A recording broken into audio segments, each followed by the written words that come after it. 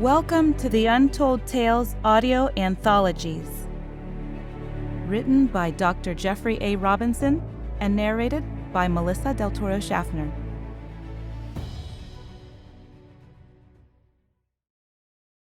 The Traveling Salesman, Part 4. "What the hell have you done?"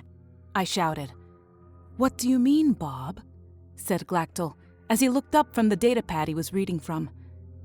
"I mean these," I explained, holding a handful of tiny glowing green vials in his face. They were negentropic capsules, the kind that he had been harvesting for the past year. "So what?" he said. "We've been making those since last spring, but we're closing up shop here, and you were supposed to have moved all of these to my spaceship." Before I continue much further with my story, I should probably explain that Glactyl is an alien, an extraterrestrial traveling salesman, to be more precise. Together, we have been working on several quite lucrative deals for the past 3.5 years. Along the way, I became rich, and while I'm technically a billionaire thanks to his recent business dealings, I still work for Glactyl and act as an agent on his behalf. For more than a year, we had been harvesting the life force from cattle after buying the 15 largest slaughterhouses in North America. Each vial contained the negative entropic potential, or life force, of a single head of cattle. These ampules have tremendous value to Glactyl's people, since they can heal sentient beings and prolong life. Nevertheless, problems developed 2 weeks ago, and he had decided to close up operations and leave Earth as quickly as possible. But back to my story. You're right. I moved all 10 million of your priceless life force capsules to your ship, but I want an explanation about these. Glactyl remained nonplussed, completely failing to see my point. "Well," he said, "I assume you took those from the different harvesting centers or got them from the ship. I don't understand what you are upset about." "Actually, I didn't get these capsules from our harvesting operations here. I just found these on sale on the internet and bought them for a whopping $500,000 each." Squinting at him angrily, I asked, "Have you been doing business on the side? I thought you weren't allowed to use these on people here on Earth." Alarmed, he blinked rapidly. "We're not. And we haven't." Then, blinking in surprise, he asked, "Where did you say you got those again?" Dropping the ampules on his desk, I explained. "I searched for them and found them listed on an auction site on the internet, specifically on an untrackable site on the dark web. These are just 2 of many that are being sold out there to the highest bidders." Taking the unitool out of a pocket, he used it to scan the capsules. After a moment, he said, "Well, they are in fact ampules that we made here in this facility. But how did anyone else get a hold of them?" he retorted. "I don't know. That's why I'm asking you." A thought then occurred to me. If it wasn't Glactyl... Hey, do you think there could be another alien on Earth harvesting life force? "No," said Glactyl. "I would know." "Then that would mean that someone's been stealing the negentropic infusions that you made." Glactyl nodded in agreement and said, Let me check something. Let me have one of the machine intelligences on my ship run an audit of our harvesting operations. This should only take a moment." Working hurriedly on his datapad, he waited and finally looked up. "Damn, you're right. We harvested more ampules than are accounted for in our inventory. Someone has been stealing from our stores, probably right from one of the slaughterhouses where cattle are killed. I just ran an audit, and more than 1,000 doses are missing." "But how?" I protested. "We installed special security protocols to make sure this kind of thing couldn't happen. I was even in charge of security until we got it all automated." "Someone must have breached our safeguards. But how? And more importantly, who?" Tapping buttons on his computer tablet as always, Glactyl worked for a moment. "There. I've retasked one of the MIs on my ship to analyze security logs at all our harvesting centers.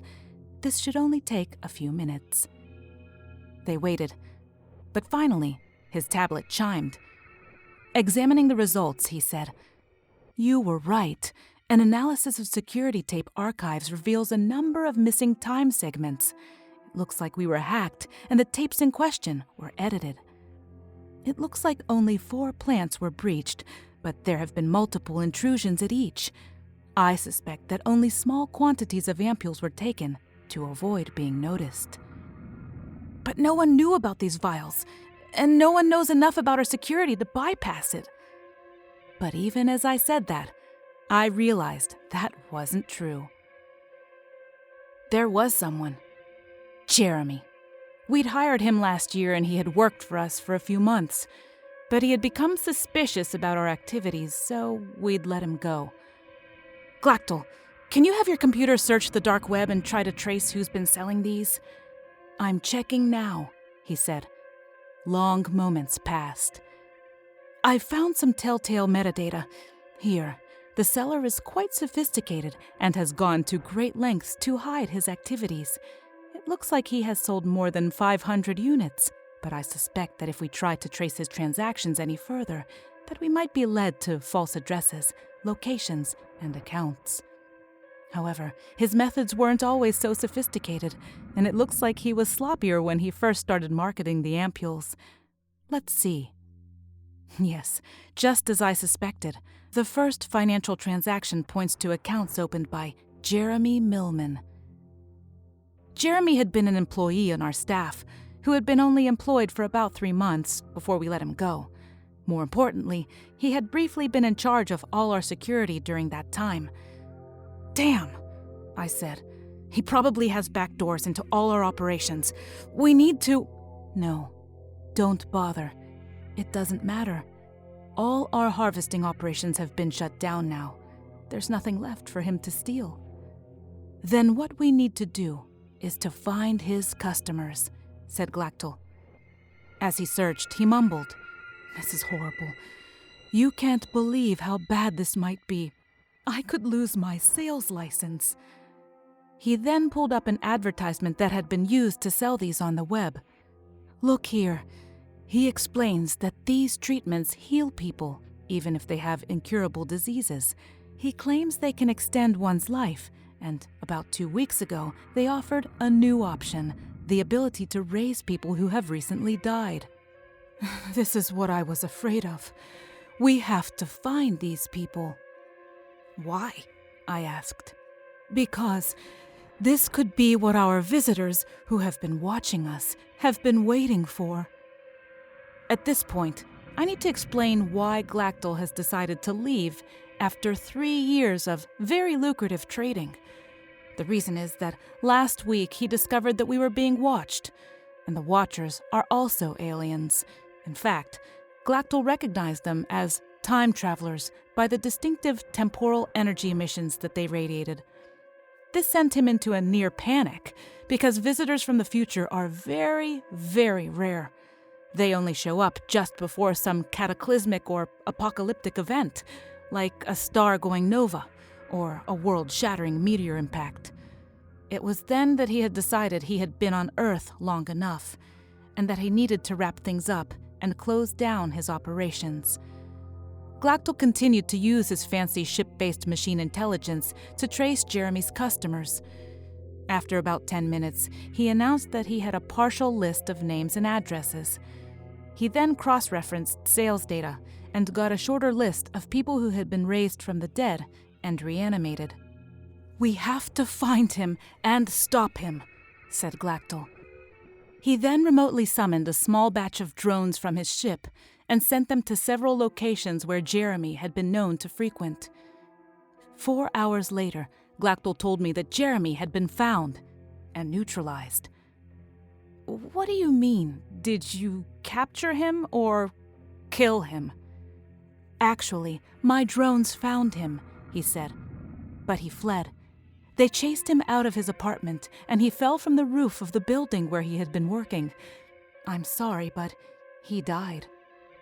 However, I did manage to copy all the information and records from his computer.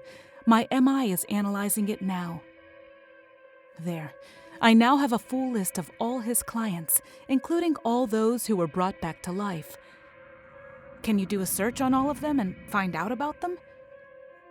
Boy, you are really getting demanding, said Glactyl. Just let me work. My MIs can only work so fast. Your computer networks are so incredibly slow. After about 10 minutes, Glactyl exclaimed, "Uh-oh, this is disturbing.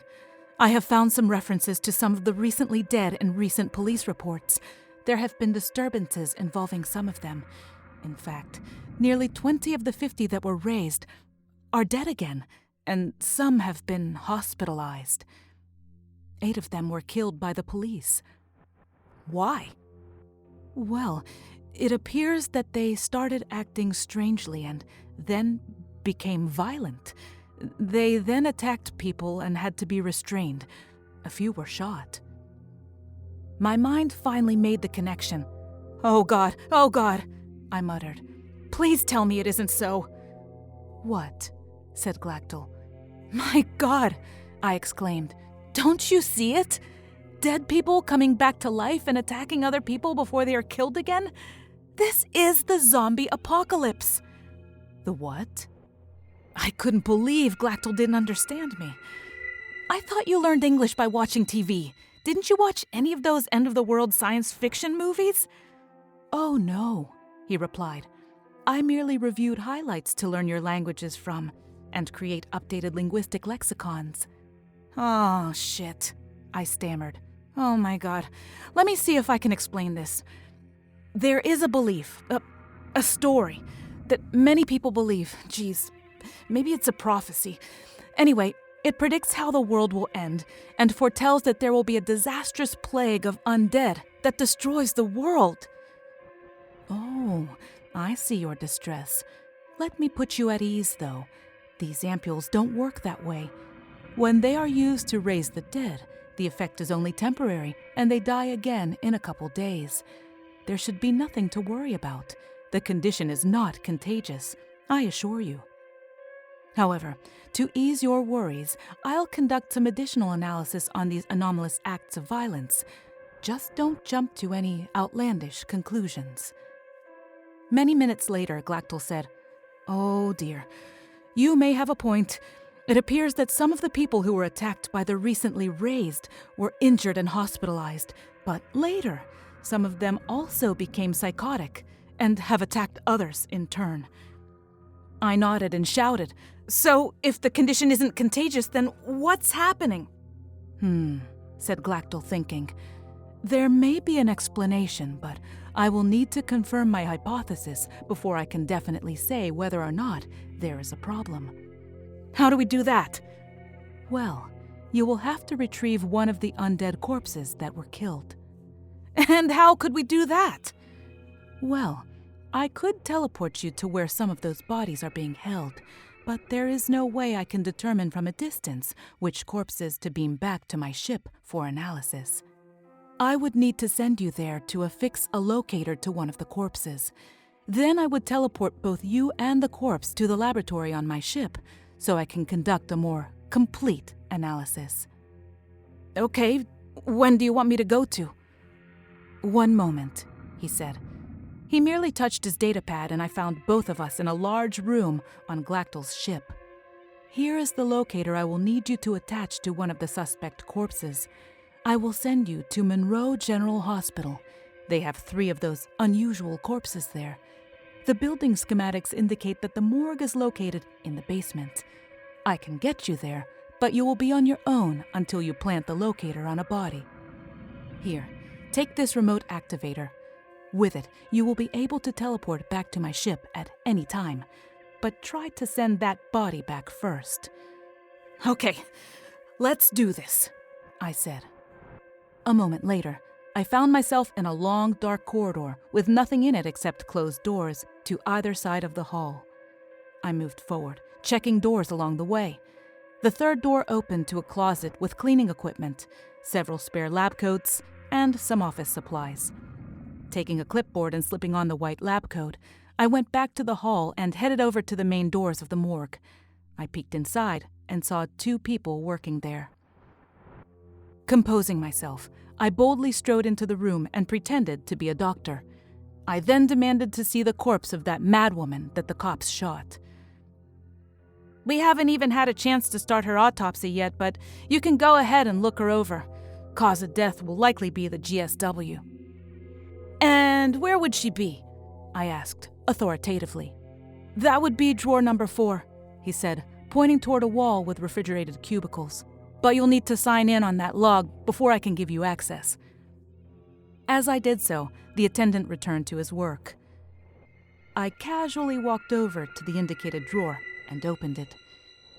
Inside was a corpse, covered with a sheet. Pulling back the cover, I confirmed that the woman had been shot in the chest. Quickly placing the tracker on the body, I replaced the cover and closed the tiny crypt. Behind me, I heard the distinctive sound of the teleporter and knew the body was already gone.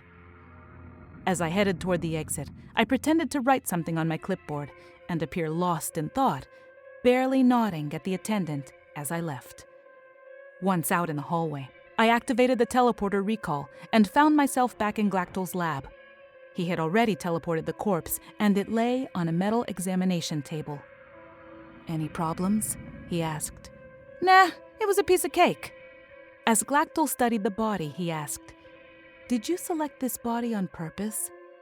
"No, why do you ask?" "Don't you recognize her?" I took a step back, and my jaw dropped when I recognized her. It was... My God, it's Evelyn, the CEO of Parado, the advertising company we worked with last year. How did she get involved in this? "Former CEO, said Glactyl. "Let me check the police database and cross-reference Jeremy's notes." After a short pause, he explained, "Her involvement appears to be a complete coincidence. After her company Parado went bankrupt, she found herself without a job and with no prospects. Since then, she has been living alone and avoiding her family. Without any income, she stopped paying rent and received an eviction notice a week ago. She dealt with the problem by drinking an entire bottle of wine and then stepping off the balcony of her high-rise condo. Jeremy's records indicate that her brother purchased a life force module and used it to reanimate her. After a few days, however, she began acting strangely and eventually attacked her family members. Several were injured. The police were called, and when she attempted to attack them, they shot her." "That's so sad," I thought. For a while there, I thought she had a thing for me. As I stared at her naked body, I noticed that her eyelids were fluttering. "What? What's happening?" I cried out. "Ah, she is reanimating," said Glactyl. "But how is that possible?" I asked. "Well, remember I told you that a single vial of negative entropy, when used properly, can extend life by a decade? Well, it looks like they used more than 1 ampule to initially revive her. As a result, even though she was killed again, there is enough residual negentropic potential in her body to slowly heal itself once more." "So she's coming to life again?" "Apparently so." At that point, she sat up and appeared to be perfectly normal, except, of course, for her unusually pale skin and an open gunshot wound on her chest, exactly between her naked breasts. She looked around the room and then noticed me. She softly whispered my name and smiled. However, as she reached out a hand toward me, she snarled and lunged for me, as if trying to rip out my throat. She fell off the exam table, but before she could rise, Glactyl pulled out his unitool, made a quick adjustment to it, and then shocked her with a loud bolt of electricity. "Wow," I thought. Talk about carrying a grudge to the grave. "Is she dead again?" I asked. "No," replied Glactyl. "She's only stunned. I will, however, restrain her this time. Please wait outside while I complete my examination and analysis." I left the lab and found a seat in a nearby cubicle. My mind raced with worry, and I could only imagine the most insane and bizarre scenarios. A half hour went by before Glactyl exited the lab and joined me. I have some bad news, he said. You may have been correct about the condition being mildly contagious. But how? Well, have you ever heard of Creutzfeldt-Jakob disease or bovine spongiform encephalopathy? I shook my head. How about mad cow disease? I blinked and said, Of course, I've heard of mad cow disease. You get it from eating bad meat, right? Do you mean you think she's been eating rotten hamburgers? No, not at all, answered Glactyl. You see, these conditions are caused by corrupted proteins called prions. When they enter another person's body, they corrupt other proteins and the malaise spreads slowly, eating away the victim's brain. In most cases, prions have to be ingested. You mean eaten? Yes, that usually only happens as the result of sloppy meat processing procedures where the brain tissue of an infected cow's brain is accidentally mixed into meat that is later consumed. This condition is quite rare, but with mad cow disease, there is no cure. The disease, once contracted, is progressive and 100% fatal. It cannot be treated, and the degenerative nature of the disease on the brain continues until the victim dies. But how does that explain how this condition is spreading? That is what you're saying, right? Yes. Apparently when humans are reanimated using life force, the newly risen function for a while, but they nevertheless continue to decay, though slightly differently than most dead people. In these cases, their bodies will start to rot and their minds will fail. The issue is that decomposition results in the creation of prions, similar to mad cow disease, but they are created in such massive quantities that they actually leak into all bodily fluids, including saliva and sweat. While the prions that cause mad cow disease require that infected tissue be consumed, these particular prions are so concentrated in excretions from sweat glands that merely touching the victim is sufficient to transfer them to healthy hosts. After a while, those who are infected succumb to the degenerative brain disorder, and as they die, they also generate contaminating prions.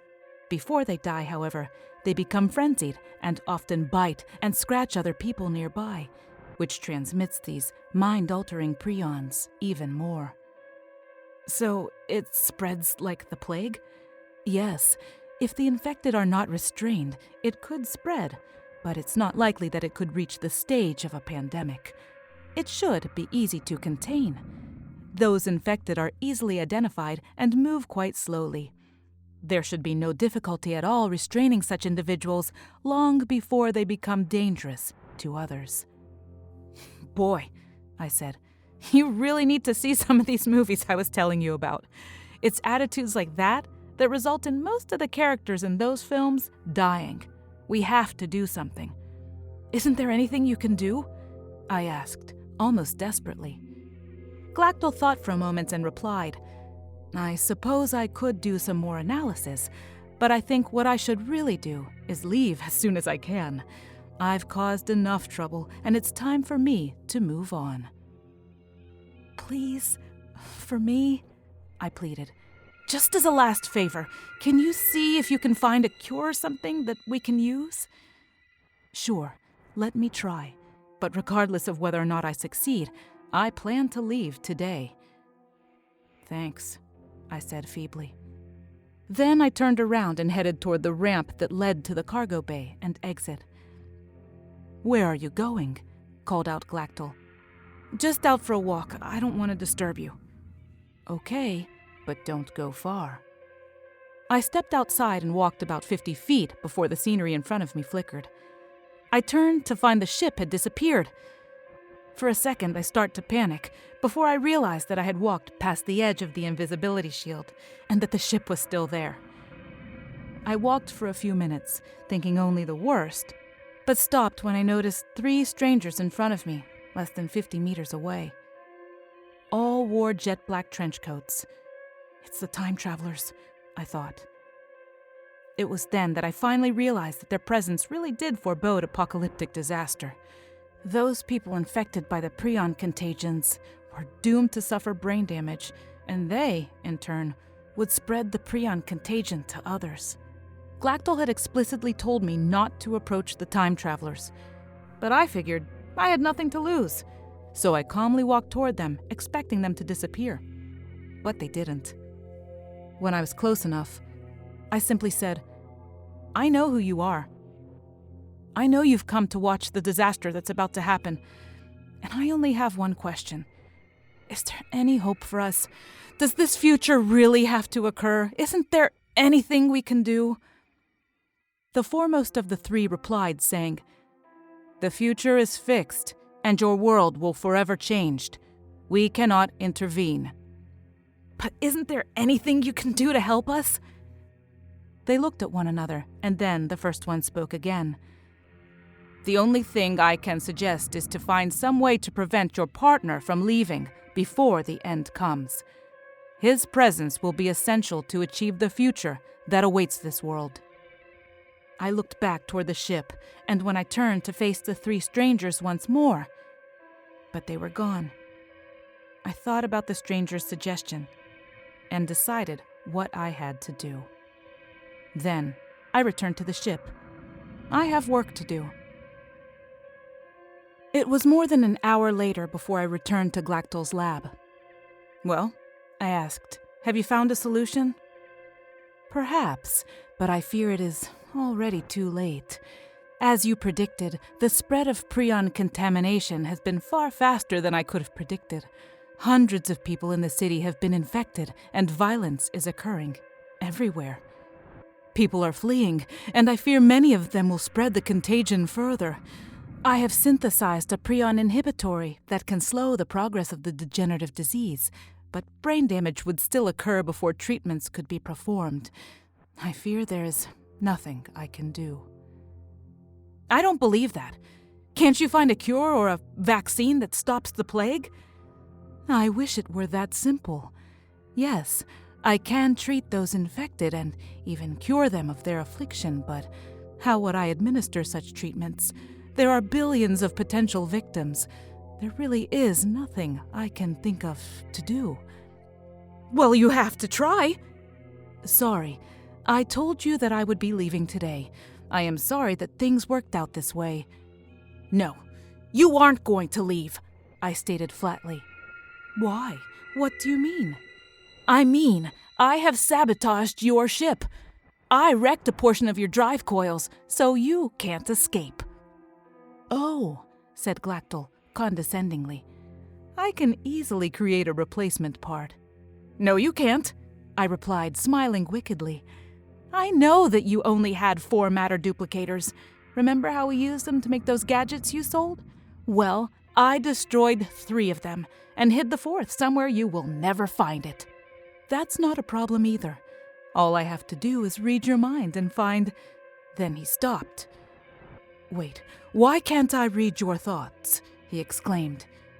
"Because I scanned the catalog on your matter duplicator and found a drug that functions as a telepathic inhibitor.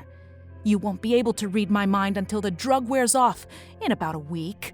So, you can kill me or you can torture me, but you can't leave."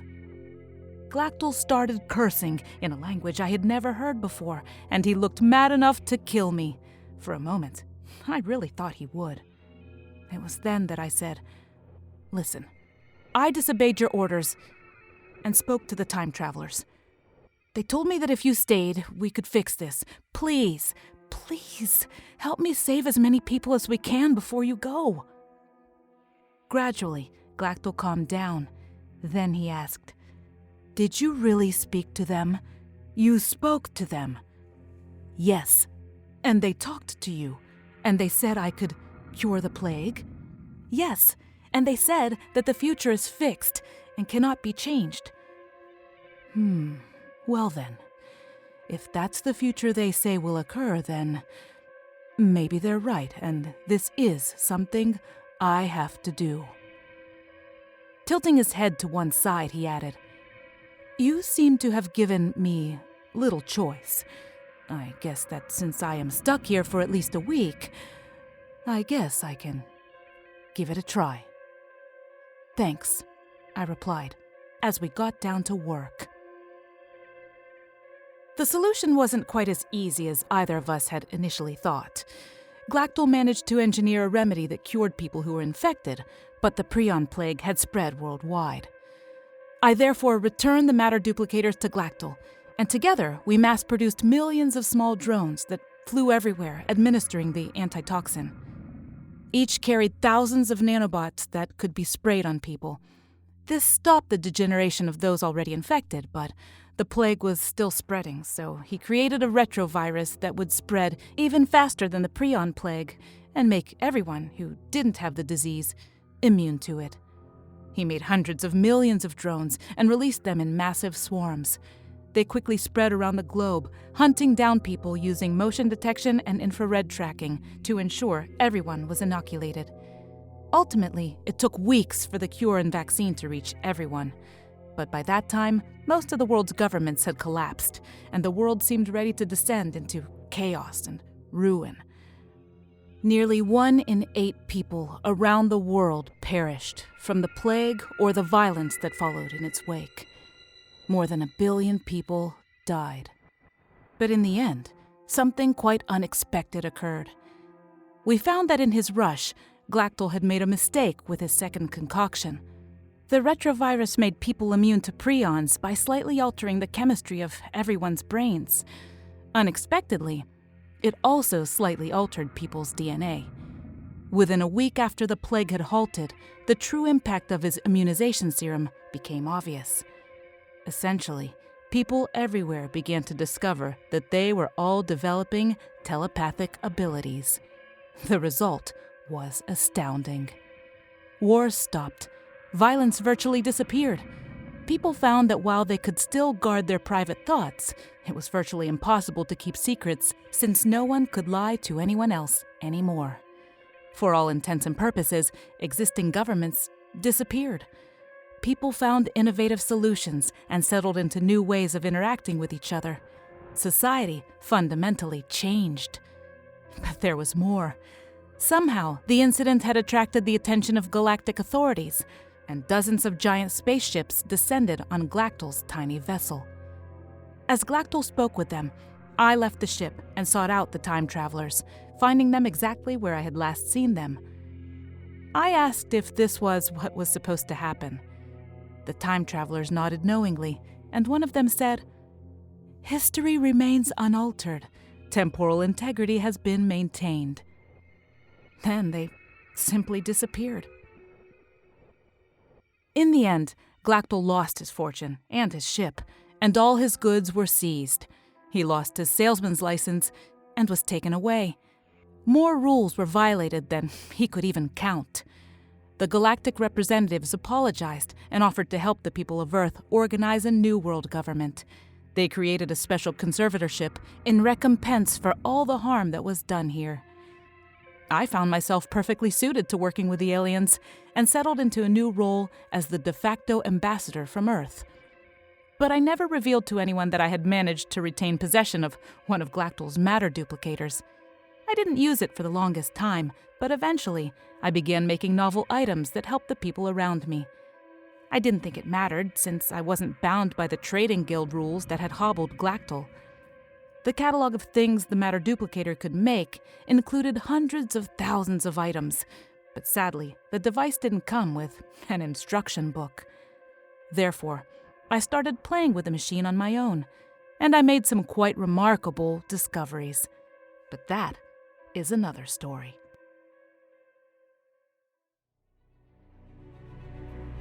Thank you for listening. We'd love to serve more people like you, so please share this podcast with your friends and family and anybody who might be a sci-fi buff. I know that they'll love it. If you'd like to support the show for about 1 cup of coffee a month, you can go to the link in the show notes on every episode and find a Support This Podcast link from Anchor.com. It'll give you some options on how you can support all these great authors on this podcast, as well as myself and Jeff. And we hope that you love what you hear. Happy New Year.